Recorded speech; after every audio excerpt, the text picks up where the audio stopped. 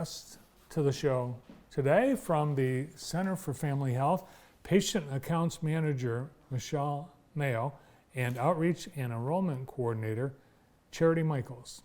Nice to have you with us today. Nice to be here. Normally these are back office folks. They're not front and center, but today that changes. We got a chance to see a lot of the administrators and providers of the Center for Family Health, but the center can't function without all the things so many others on the team do, including you guys. So have you seen these ads, Medicare, open enrollment, that are all over? They're everywhere. Yes, we have. And it's only one time during the year that there's the open enrollment. What's the secret about that? Well, annually, we've been doing this since 2013. And so annually there is a open enrollment time where any folks that need to renew their marketplace and insurance through this enrollment period. So it's open from November 1st through January the 15th, and it gives, it's a little bit different every year, but that's what it is this year. And we're providing these enrollments all year round during the special enrollment periods, but we're also doing it primarily right now by appointment. Anybody in the community can come to the Center for Family Health and we can help them with their application. They can call us. We can help them with it over the phone. We can do a little bit of both, where you start your application here and you go home and finish it. It's just a really nice setup that we have. Like I said, we've been doing it for a very long time, so we have a good foundation, a lot of experience behind us. Not saying we know all of the answers, but if between the four of us, we will get those answers or try our best to get those answers for you. Cool. So do you have to be a patient? Do you have to already be on your roster as a patient at the center? No, you do not. We're open to the whole community. We're certified navigators, so we have a training program that we have to go through, and we have to be open. We are open to everybody, and anybody that has any questions, you can call me from anywhere as long as it's in the state of Michigan, and we can try to help you.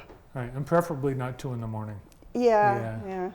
So there's two different types of insurance we're talking about today. The marketplace, which is insurance for anyone, and then we're going to specifically talk about Medicaid enrollment. So for the marketplace, who's it for? Is it anyone?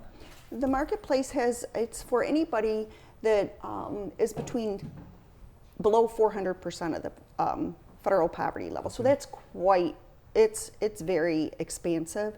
Mm-hmm. And for all the bells and whistles with the marketplace, if you are single and no dependents, you can make up to $33,000 a year. If you have a family of 4, it can be about $66,000 a year. So it's very generous and very much what we see here in our community.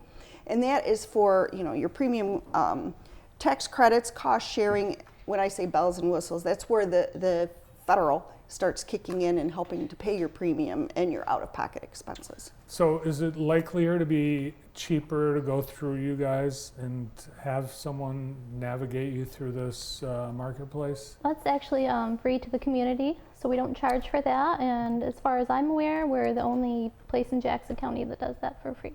And then once you find something for someone, are we looking at rates that would be, are you going to find the best deal?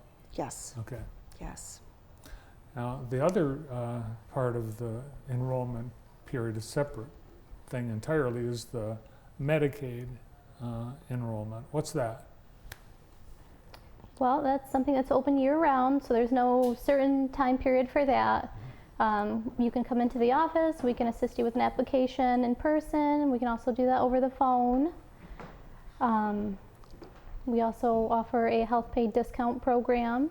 If you don't, if you're not approved for Medicaid, if you can't afford insurance from the marketplace. So that just kind of, is like a little bit of a cushion. And for people that have never navigated any of this, it can be confusing, particularly when there's also Medicare and there's all these other ads for Part B and Part C and Part D. And those are ads that are directed to people like me, 65 and older. And that you can help people with. We do not help with the Medicare portion no, of it. No Medicare help. No. Okay. But we do have, if there were issues with someone, we do have a Medicaid assistant that is on site, either that or she's available by phone that we work with directly. So that if there were any issues in that category, we can reach out to her. We talk to the Social Security office often. For the most part, the Department of Aging is probably the best one for specialized direction in that area, but definitely between the ages of 19 and 64 with the marketplace, we can help. Awesome. Yeah, I think Region 2 Area Agency on Aging and Department on Aging, Jackson County, I think they have either volunteers or staff that specifically work to help people with Medicare. Mm-hmm. People may be living a life of perfect health and suddenly an emergency or an accident could be very expensive for people that, or an illness, for people that use the center should, if they don't have insurance or if they're on some sort of a fixed income, should they be worried about paying for health care at the Center for Family Health? What are the kinds of things that you can do to alleviate some of the worry on top of helping their health? Well, we will see patients regardless of whether or not they have insurance. If they don't have insurance, they can't get Medicaid for whatever reason, they don't have insurance through the marketplace, they aren't approved for our health pay discount program. We do offer payment plans, so there's always a way for them to be seen. We'll never turn anyone away. Everyone's accepted at the center. And the nice thing about the sliding fee program, it is unique to FQHCs. All FQHCs have some representation of it, is that it's good for everything. So even if you have insurance, most of us have a high deductible with our insurance. So it can, if you're qualified, it can help reduce that out of pocket that you would normally be expected to be responsible for. So it's a win-win for our patients to come there. And it's good for it's good for all services at the center. So that would include pharmacy, that would include dental, medical, OBGYN, all of the services, behavioral health, all of those things. And blood work, x-rays. It doesn't include the radiologist reading fee for that, but like Michelle said, it does cover all our services. When do people see you in your department? Is it after, before, during their visit? Ideally, it's before. Before. But that usually isn't what happens. You know, they're sick. They don't want to stop and talk about finances. So we have everybody throughout the clinic is very much aware of our sliding fee discount program, and if anybody even mentions it, or if that message is there, please stop by and see us and see what we can do for you. Well, we can always backdate coverage too. Yeah, So I think 2 months we can backdate coverage. Charity, how long have you been at the Center for Family Health? I have been at the center for 2 wonderful years. Oh, great. And you're from the area? I am. I'm from Brooklyn, so. And Michelle, you have a little bit more seniority. Yeah. How long have you been at the center? I've been at the center over 17 years, and it's the perfect place for me. I just love what we do for the community. I love it. Yeah, it's a great asset. When we talked earlier in the show today, it's National Civic Pride Day. One of the many things that we have in Jackson that I think makes us all proud to live here. Great asset that a lot of communities don't have. Right. It's very true. So right now we are still in this public health emergency because of COVID. The state and federal government have said, as long as we're in this public health emergency, you can't make any changes. Nothing can change until we're out of the emergency. And that includes the Medicaid annual evaluation. And I happen to know a little bit about that because my mother-in-law is in a nursing facility, and nothing can change in terms of anything until we're out of this emergency. How does that impact you and the center's patients? Well, primarily the message, as far as our patients, it's kind of good because we don't have a lot of re-enrollments or anything like that. I mean, it's very smooth on that end.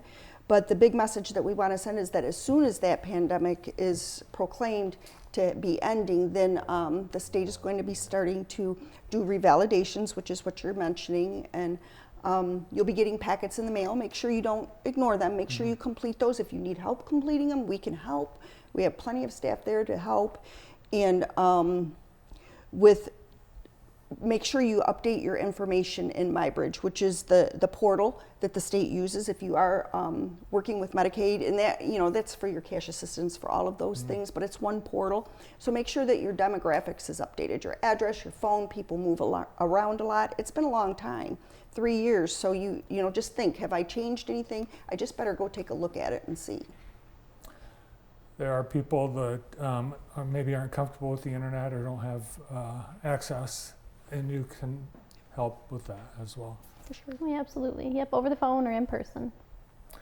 If someone watching today, they think, well, maybe I will want to take advantage of one of the services at the Center for Family Health, can they make an appointment to come in and get everything set up and in order, so when the time comes, they're ready to go? Yes. 517-748-5500. Awesome. Well, great to have you both with us. Thanks for all the wonderful work you and everyone at the Center for Family Health does. Thank you. From the, we'll call it the back office. Mm-hmm. The back office, the Center for Family Health, Patient and Account Manager, Michelle Mayo, and Outreach and Enrollment Coordinator, Charity Michaels. Lots more coming up.